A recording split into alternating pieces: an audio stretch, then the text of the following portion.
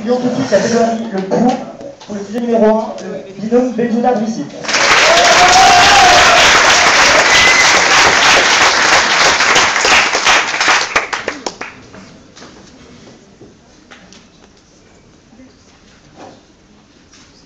Je ne suis pas le premier à prendre ma plume pour une arme.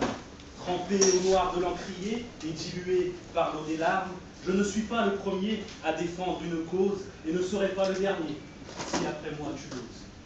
Honorable jury, admirable public, remarquable membre de la délit, riche contradicteur, bonsoir. Le sujet de ce soir nous amène dans les arcanes du XVIIe siècle. La Fontaine noyait son chagrin dans ses vers pour oublier les fins de mois difficiles. La Bruyère comptait ses derniers louis d'or pour publier ses caractères. Descartes se fit croupier à la cour pour arrondir ses fins de mois. Molière faisait son bourgeois gentilhomme en début de mois et son avare en fin de mois. Mazarin fit son entrée dans l'arène. Louis XIV, ruiné, fait la quête à la fronde. Et Pascal inventait la machine à calculer et essayait de nous démontrer qu'il valait mieux compter sur les autres car le moi est haïssable. Ce qui nous amène à ce sujet des plus palpitants. Pascal a beau dire ce n'est pas moi, ce n'est pas le moi qui est haïssable, c'est la fin du mois. Je ne vous cacherai pas que lorsque j'ai pris connaissance du sujet, je me suis dit, ça y est, c'est la fin des haricots. J'ai même pensé à mettre fin à mon moi, à mettre fin à mes jours. Puis j'ai renoncé à cette idée. Pourquoi risquer ma vie pour un sujet? Je préfère encore me risquer à l'avis du jury. Un sujet aux termes relativement simples, sur lesquels je ne m'attarderai pas ce soir. Pascal, Blaise de son prénom, illustre mathématicien, impressionnant physicien, brillantissime philosophe. Moi, Hicham Benjoudar, et vous? Moi est un personnage arrogant qui fit dégoiser bien dégosier le ça, le moi et le surmoi de Sigmund Freud, le surréalisme c'est moi de Salvador Dali, l'autre c'est moi d'un certain schizophrène, ou encore le wesh maman laisse-moi de Pascal, le grand frère. Et enfin, la fin du mois, c'est quelque chose de difficile.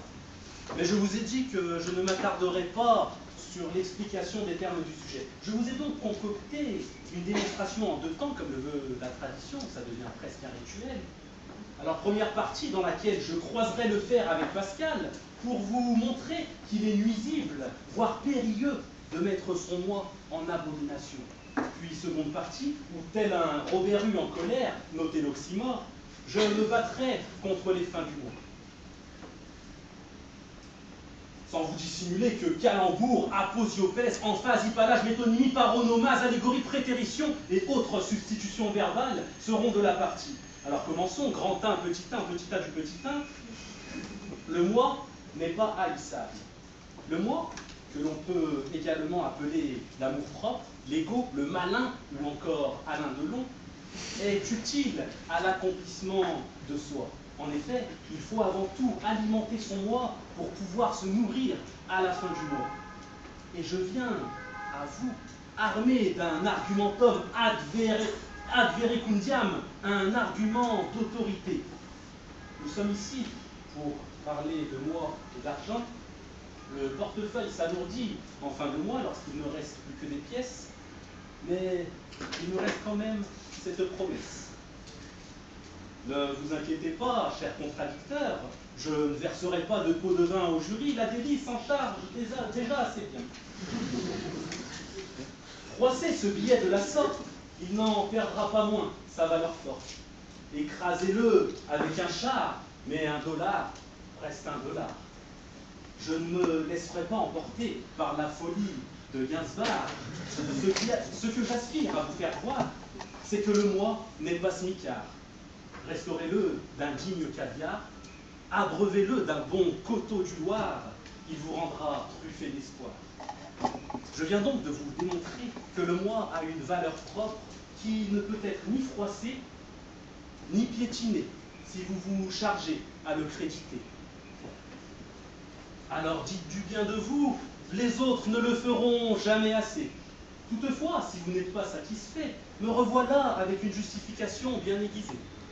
Pythagore, qui était un homme assez carré et qui n'arrivait pas à arrondir ses fins de mois, et qui, après avoir absorbé quelques substances illicites, voyait des triangles rectangles, c'est sans arrondir les angles qu'il déclara « Un ami, c'est un autre moi ». Haïr son moi reviendrait donc à haïr son prochain. Et ça, ce n'est pas joli, comme le disait notre bon Seigneur Jésus-Christ. Alors aimez-vous afin de vous aimer les uns les autres. Et si je puis me permettre de vous glisser une règle d'or, redorez votre blason avant de couvrir les autres d'or, sinon il ne vous en restera plus. Et c'est de ridicule que vous vous couvrirez. Nous voilà arrivés à la transition, la minute panégyrique. Oui, c'est vrai, j'ai toujours été un enfant modèle. Oui, c'est vrai, je suis l'incarnation même de l'amant parfait. Oui, c'est vrai, même si j'eus connu des fins de mois difficiles, j'ai toujours été une bête en cours. Et j'ai d'ailleurs souvent été le lauréat de ma promotion. J'aurais aimé apporter ma guitare et vous jouer de l'air reverse, mais pour vous ce soir, je n'ai que de l'air reverse. On en vient donc à la deuxième partie de mon argumentaire raffiné et opulent. Pointons du doigt la fin du mois. En effet, la fin du mois, c'est la fin du monde. On ne se met plus sur son 31, mais on rentre dans son 42. On se retrouve désemparé sur l'autoroute de la vie, tel un écureuil que les caisses épargnent. En début de mois, c'est escalope, crème fraîche, côte du Jura, voilà de quoi faire un bon petit plat. En fin de mois, c'est Nutella, ketchup, harissa, qu'est-ce que je peux faire avec tout ça? Pour info, j'ai tapé fin de mois difficile sur Google. 45 millions de résultats en 0,12 secondes. Alors selon l'INSEE, nous sommes 65,35 millions d'habitants au 1er janvier 2012. Un bref calcul, Pascal en conviendra, et on arrive à 68,9, arrondissons à 70% de la population qui est d'accord avec moi. Voilà de quoi vous donner une certaine idée, très chers membres respectés du jury. Alors j'ai tenté de travailler plus pour gagner plus. Avant j'avais Canal, maintenant j'ai Canal+. Et avouez que Canal+, c'est plus agréable en début de mois. Oui, Yann Barthès est toujours plus inspiré en début qu'en fin de mois. Les fins de mois sont difficiles, certes, mais grâce à mon moi, que j'enrichis, je garde espoir en roulant en Mercedes, ça me permet de suivre ma bonne étoile. Et comme disait Churchill, viser la lune, ça ne me fait pas peur. Non, je plaisante bien entendu. Churchill affirmait donc, visez la lune, et si vous échouez, vous finirez parmi les étoiles. Je vous ai donc démontré que ce n'était pas le mois, mais la fin du mois qu'il fallait haïr. Car par amour du juste, il faut haïr l'injuste. Aimer son mois n'est pas un crime, mais bien des fins de mois mènent à la déprime. Mes fins de mois m'importunent, mais j'espère que mes mots feront fortune. Merci.